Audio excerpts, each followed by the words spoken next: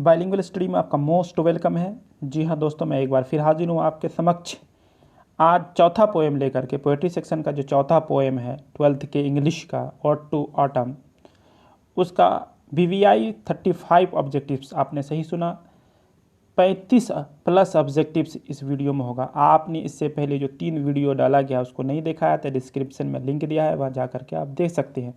Channel में नए हैं तो चैनल को सब्सक्राइब कर दें, वीडियो को लाइक ज़रूर करें और आपने कितना स्कोर किया उसको कमेंट बॉक्स में कमेंट जरूर करें। तो चलिए वीडियो स्टार्ट किया जाए। आज पोएम का नाम है वो है ऑड टू ऑटम। ऑड का माने 2 होता है, एक कविता या संबोधन गीत, और ऑटम जिसको हम लोग पतझड़ का मौसम कहते हैं या शरद ऋतु कहते हैं, दोनों अर्थ होता है इसका। तो ये संबोधन है किसको? ऑटम सीजन को, ऑटम यानी शरद ऋतु को या पतझड़ के मौसम को। अगला ये यहाँ पर जो पहला क्वेश्चन है उसमें पूछा गया, जनरली जिस तरह क्वेश्चन होता है आपने देखा होगा पहले वीडियो में। Ode to autumn is a poem composed by. Ode to autumn एक पोएम है जिसको कंपोज किया गया, किसके द्वारा कंपोज किया गया है? तो आपको बखूबी पता होगा, John Donne, John Keats, Auden या Whitman, Walt Whitman, WH Auden, आपने पढ़ा है। तो क्या हो जाएगा सही आंसर? आपने सही दिया आंसर, इसका आंसर हो जाएगा जॉन कीट्स। अगला क्वेश्चन है, देखिए पोएट से है कि John Keats was born in, John Keats पैदा हुए थे, कितनी ईस्वी में पैदा हुए थे? तो आपको पता होगा, तो आप आंसर दीजिए। 1795, 1785, 1821, 1721। तो सही आंसर क्या हो जाएगा? 1795, ऑप्शन ए बिल्कुल राइट आंसर है। तो चलिए अगला क्वेश्चन देखते हैं। When did John Keats die? तो जॉन कीट्स जो है वो कब मरे, उनकी मृत्यु कब हुई? तो इसमें ऑप्शन है 1795, 1785, 1821, 1721। तो सही आंसर क्या हो जाएगा? 1821, ऑप्शन सी जो है ये बिल्कुल सही आंसर है। आपने भी सही दिया होगा answer. John Keats was born at Moon Fields dot dot dot. John Keats जो हैं वो मून फील्ड्स में पैदा हुए थे। तो मून फील्ड्स है कहाँ? वाशिंगटन में, फ्रांस में, लंदन में, टोक्यो में। तो सही आंसर क्या है? आपने सही आंसर दिया होगा, मून फील्ड्स लंदन में पैदा हुए थे। Who is called English romantic poet? English यहाँ इंग्लैंड से बना है, तो कौन कहलाता है इंग्लैंड का रोमांटिक पोएट? तो who is called John Donne, John Keats, Odean, Whitman. तो सही आंसर क्या हो जाएगा? इसका भी सही आंसर आपने दिया होगा। जॉन कीट्स जो है ये रोमांटिक पोएट के रूप में जाने जाते हैं। अगला क्वेश्चन जो है, वीडियो को लाइक जरूर कर दें, अब तक आपने लाइक नहीं किया है तो लाइक का बटन दबा दें। चलिए अगला क्वेश्चन देखते हैं। Who studied at Clarke school at Enfield? Enfield के क्लार्क स्कूल में किसने अध्ययन किया, किसने शिक्षा प्राप्त की? John Donne, John Keats, Auden, Walt Whitman. तो सही आंसर क्या हो जाएगा? इसका भी जॉन कीट्स हो जाएगा। John Keats deeply interested in cricket and, मतलब जॉन कीट्स जो हैं वो बहुत ही इंटरेस्टेड किस में थे, रुचिकर किस में थे? क्रिकेट के साथ साथ, in cricket and kabaddi, football, boxing, hockey. तो सही आंसर यहाँ पर क्या हो जाएगा आपका? बॉक्सिंग हो जाएगा। क्रिकेट और बॉक्सिंग में ये क्या थे? डीपली इंटरेस्टेड थे, गहराई से रुचि रखते थे, बहुत ज़्यादा रुचि रखते थे। डीपली का 2 अर्थ होता है, बहुत ही या गहराई से। अगला क्वेश्चन देखते हैं। John Keats grew into a voracious reader specially of mythology. Mythology का माने क्या होता है? आपको पता होगा, पौराणिक कथा या पौराणिक विश्वास। तो John Keats grew into a voracious reader. Voracious का अर्थ होता है अति उत्सुक या भुक्खड़ जिसको कहते हैं, कि जो जॉन कीट्स हैं वो बढ़े या मतलब कि चले किसके तौर पर? एक वोरासियस रीडर के तौर पर, या भुक्खड़ या अति उत्सुक रीडर पर, specially of dot dot mythology. कौन पौराणिक कथा? Roman, Greek, Catholic, none of this. तो सही आंसर इसका क्या हो जाएगा? ग्रीक मैथोलॉजी के जो हैं ये वोरासियस रीडर रहे हैं। तो ऑप्शन आपका यहाँ पर हो गया बी। अगला क्वेश्चन देखते हैं। Who started a translation of वर्जिल्स एनीड? तो वर्जिल्स एनीड जो है ये एक पोएम है, ठीक है, इसका ट्रांसलेशन किसने किया? Who started a translation of वर्जिल्स एनीड। तो इसका आंसर भी सही हो जाएगा, आपने सही दिया होगा। क्या हो जाएगा? जॉन कीट्स ही हो जाएगा, क्योंकि उसी का चैप्टर है। Whose ambition to become a poet? किसका एम्बिशन था, किसका लक्ष्य था एक पोएट बनना? तो आपने अगर पढ़ा होगा तो आपको पता ही होगा कि जॉन कीट्स का ही लक्ष्य था क्या बनना? एक पोएट बनना। John Keats first poem lines in imitation of Spencer was publish. John Keats का जो पहला पोएम था lines in imitation of Spencer कब पब्लिश हुआ? वाज पब्लिश्ड, पब्लिश हुआ था कब? 1795, 1785, 1821, 1814। तो सही आंसर क्या आ जाएगा आपका? 1814, ऑप्शन डी।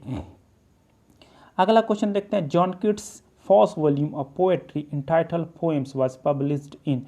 जॉन किट्स का जो पहला वॉल्यूम था पोएट्री का, जिसका टाइटल क्या था? पोएम्स नाम से था टाइटल।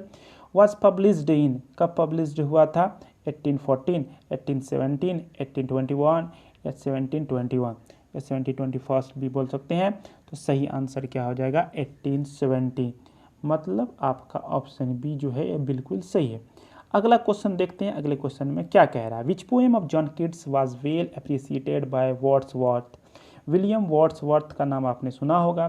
तो विलियम वर्ड्सवर्थ ने जॉन किट्स के किस पोएम को अच्छे से क्या किया? अप्रिसिएट किया, मतलब उसकी तारीफ की, प्रशंसा की है। कौन? On indolence to Psyche Endymion all of this. तो सही आंसर क्या हो जाएगा? इसका सही आंसर हो जाएगा सी, इंडाइमियन। ऑप्शन सी जो है इंडाइमियन, ये सही है। बाकी पोएम भी जो है वो जॉन किट्स का ही लिखा हुआ। John Keats first acquaintance with Edmund Spenser. जो एडमंड स्पेंसर थे, इसको आपके बुक में सिर्फ स्पेंसर लिखा है। इसने क्या लिखा था जिसका आपको जॉन किट्स ने एक्वेंटेंस किया था, मतलब उसको क्या क्या था? अपनाया था। तो फेरी क्वीन एंड नेड बोथ इंडीमियन। तो सही आंसर क्या हो जाएगा आपका? 14 का वो हो जाएगा फेरी क्वीन। ये जो है बहुत फेमस पोएम है। इसी को क्या कहा जाता? इसी से उन्होंने एक तरह से कह सकते हैं सबक लिया था, या उससे अपना परिचय किया था। एक्वेंटेंस का सही अर्थ क्या हो जाता है? परिचय करना, परिचित होना। इंडाइमियन वॉज पब्लिश्ड इन। इंडाइमियन जिसको वो विलियम वर्ड्सवर्थ ने जिसकी प्रशंसा की थी, अप्रिसिएशन की थी, वो कब पब्लिश्ड हुआ था? 1718, 1818, 1821, 1721। तो सही आंसर आपका जो हो जाएगा 15 नंबर का, वो हो जाएगा 1818, मतलब 1818 ईस्वी में। ऑप्शन बी जो है यह बिल्कुल सही है। विच पोएम और poems of John Keats made him a great romantic poet of English literature? On indolence, और to autumn, to Psyche, on melancholy, to a nightingale, all of this. ये सभी हो जाएगा यहाँ पर, इसलिए यहाँ पर ऑप्शन जो है एफ तक मैंने डाला है। ये सारे का सारा पोएम किसके द्वारा लिखा गया है? तो जॉन किट्स के द्वारा लिखा गया है, जिसने उसे, इस पोएम ने उन्हें रोमांटिक पोएट का नाम दिलवाया। अगला क्वेश्चन देखते हैं। John Keats died of dot dot in 1821। 1821 में, 1821 में जॉन किट्स डाइड हुआ था। किस बीमारी की वजह से? कैंसर की वजह से, ट्यूबरकुलोसिस की वजह से, जिसको टीबी बोलते हैं, या सेप्टिसीमिया जो ब्लड से रिलेटेड बैक्टीरियल डिजीज़ है। तो क्या हो जाएगा यहाँ पर? सही आंसर हो जाएगा ट्यूबरकुलोसिस, मतलब टीबी की वजह से 1821 में इनका देहांत हो गया। John Keats died at the age of 25, 35, 26, 36। तो क्या देखिएगा आप कि 1795 में, 1795 में पैदा हुए और 1821 में इसका मृत्यु हो गया। तो कितने साल हुआ? तो 26 ईयर्स की एज में ये ट्यूबरकुलोसिस की वजह से 1821 में इनका देहांत हो गया, मृत्यु हो गया। For whom a thing of beauty is a joy for ever and beauty is truth, truth is beauty. किसके लिए a thing of beauty is a joy for ever? सुंदरता जो है वो क्या है? खुशी है हमेशा के लिए, और ब्यूटी जो है वो सत्य है, और सत्य ही ब्यूटी है। ये किसके लिए था? तो ये जॉन किट्स ने ऐसा कहा है, तो जॉन किट्स के लिए था। ऑप्शन बी बिल्कुल सही है। अगला क्वेश्चन कह रहा है, in the poem dot dot Keats describe the beauty and characteristic spirit of autumn in a series of memorable pictures exhibiting the principle of beauty in nature. तो यहाँ पर देखिए कह रहा है कि in the poem dot dot, poem का नाम होगा किट्स डिस्क्राइब। किट्स जो है जॉन किट्स डिस्क्राइब, वर्णन करते हैं the beauty and characteristic spirit of autumn. Autumn जो है मौसम शरद जो है, यह पतझड़ का मौसम का जो आत्मा का चरित्र और सुंदरता को वर्णन करते हैं। इन अ सीरीज, एक सीरीज में ऑफ मेमोरेबल पिक्चर, किसके साथ? मेमोरेबल पिक्चर, यादगार तस्वीरों के साथ, यादगार फोटो के साथ। Exhibiting the principle of beauty in nature, और वहाँ से वो प्रदर्शन करते हैं, एग्जिबिट करते हैं, बतलाते हैं। एग्जिबिटिंग माने दिखाना या प्रदर्शित करना होता है, ये लिख लीजिएगा।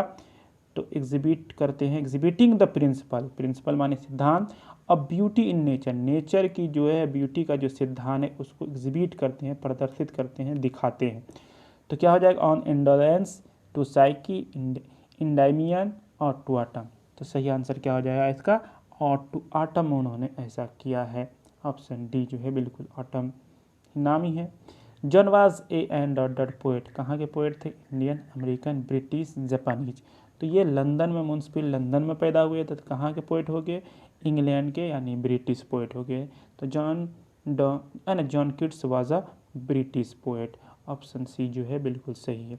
Autumn is a season of mellow, तो ये लाइन लिया गया है आपका पहला, season of mist and mellow fruitfulness. तो फ्रूटफुल है ना, फ्रूटलेसनेस याद रखिएगा, आप लोग गलती से मार देते हैं फ्रूट है ना, लेसनेस नहीं होगा, फ्रूटफुलनेस मतलब कि फ्रूट से भरा हुआ। Who was a great lover of nature, great lover of nature कौन थे, Walter de la Mare, Rupert Brooke, John Keats, John Milton. सही आंसर इसका हो जाएगा जॉन किट्स। ये जो थे ग्रेट लवर ऑफ नेचर थे, जबकि नेचर पोएट जो है वो वाल्टर डिलामेयर को कहा जाता है।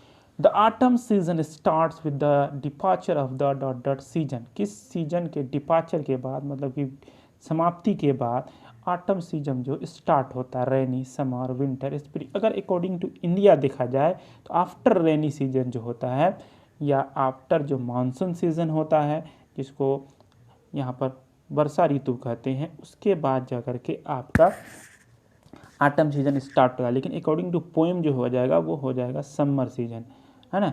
समर सीजन की समाप्ति के बाद ऑटम सीजन स्टार्ट्स होता है, मतलब शुरू होता है, आरंभ होता है, प्रारंभ होता है। अगला क्वेश्चन 25 नंबर में क्या कह रहा है, वीडियो को लाइक जरूर कर दें। In a dot dot new leaves and fruits come out on trees, किस मौसम में new leaves and fruits come out on trees, पेड़ पर नई पत्तियां और फलें आती है। तो ये आप लोग को सबको पता है कि मौसम बहार यानी स्प्रिंग, यानी जिसको बसंत का मौसम कहते हैं। बसंत के मौसम में पत्तियाँ हरी हो जाती है, फूल और फल लग जाते हैं पौधे पे। Ode to dot dot is an ode, तो क्या है, rainy, ode to rainy, ode to summer, ode to autumn. तो कविता का नाम ही है, आपने शुरू में ही देखा, और टू ऑटम। तो सही आंसर हो जाएगा ऑटम। ये बोर्ड में पूछा हुआ क्वेश्चन है, ईजी लग रहा होगा आप लोग को, लेकिन इस तरह का क्वेश्चन पूछता है। ओड माने मैंने बताया था संबोधित गीत या कविता, और टू ऑटम क्या है, कविता है या संबोधित गीत है। अगला question, ode to autumn is a an drama, story, poem, ऐसे। ये क्वेश्चन भी पूछा हुआ था, क्या हो जाएगा, ये हो जाएगा अ पोएम हो जाएगा, या एन ओड हो सकता था, तो ओड ऑप्शन में नहीं है, तो पोएम। तो ओड और पोएम जो है सिमिलर वर्ड है, लेकिन थोड़ा सा अंतर है इसमें। Ode to autumn is a poem of war, love, struggle, nature. Ode to autumn जो है कैसा पोएम है, is a poem of nature. ये किसका पोएम है, नेचर का पोएम है, या नेचर के लिए पोएम है, नेचर के बारे में बात की गई। Dot dot Twitter in the sky, तो आपने लास्ट लाइन पढ़ा होगा, उसमें लिखा हुआ है and gathering swallows Twitter in the sky. तो क्या हो जाएगा यहाँ पर देखिए, crow, kite, swallows, eagle. Swallows का माने ये निगलना होता है, दूसरा मीनिंग जो होता है अबाबिल होता है, अबाबिल पक्षी का नाम है, अबाबिल होता है।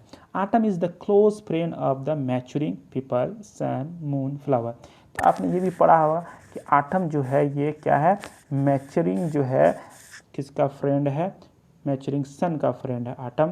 तो सन जो है यहाँ पर बी बिल्कुल सही है। हाउ मेनी स्टंजाज और टू ऑटम कंटेन्स, और टू ऑटम में कितने स्टंजाज हैं, कितने स्टंजाज हैं, तो कितना हो जाएगा, आपका सही आंसर हो जाएगा 3। कितना हो जाएगा, 3 हो जाएगा स्टंजाज। आपने पढ़ा होगा तो आपने देखा होगा कि 3 स्टंजाज है इसमें। अगला क्वेश्चन देखते हैं, who sits carelessly on a granary floor, कौन केयरलेसली बैठता है ग्रेनरी फ्लोर पे, है ना, अनाज के मतलब कि फ्लोर पे, अनाज के कह सकते हैं, जमी पे, फर्श पे। तो फ्लोर पे कौन बैठता है ग्रेनरी केयरलेसली, तो पोएट, आठम, लेबर, बर्ड्स। देखिए यहाँ पर अगर पोएम के अनुसार जाएँ तो यहाँ पर जो बात कर रहा है तो वो किसी फार्मर की बात कर रहा है, लेकिन फार्मर तब का किस मौसम में बैठता है, तो आटम में। आटम का कंपेरिजन किया गया है फार्मर से, इसलिए आंसर में हो जाएगा आटम। और टू ऑटम है तो autumn. The winnowing winds, wind या wind softly lifts the hair off, तो यहाँ पर भी हो जाए, या तो फार्मर होगा, कंपेरिजन फार्मर से कीजिए, या आटम। तो आटम का यहाँ पर कंपेरिजन किया गया था, इसका भी आंसर आटम होगा। अगर आपको कोई दूसरा लग रहा है तो आप इसका कमेंट बॉक्स में कमेंट करें और उसमें रीज़न दें कि दूसरा आंसर क्यों हो सकता है। Dot dot fill all fruits with ripeness, कौन चीज़ जो है वो सभी, है ना, फ्रूट्स को, सभी फलों को क्या उसके गुद्दे से भर देता है, रस से भर देता है। Autumn the sun, autumn and the sun, तो ये भी कविता के अंदर से है, तो आटम एंड द सन हो जाएगा। Fill the all fruits with ripeness. अगला है व्हाट इज द सिनोनेम या सिमिलर ऑफ कर्नेल। कर्नेल का सिनोनेम या सिमिलर वर्ड क्या होता है? तो सही आंसर आपका इसका क्या हो जाएगा कि seed, core, both, none of this. तो सही आंसर हो जाएगा बोथ। कोर भी होता है और सीड भी होता है कर्नेल का, ये आपने पढ़ा होगा, ये भी चैप्टर के अंदर से ही है।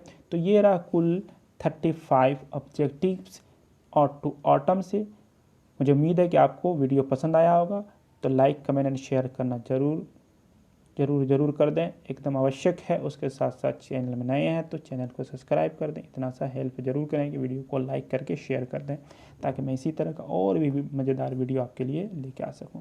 तो चलिए मिलते हैं आपसे अगली वीडियो में, तब तक के लिए धन्यवाद।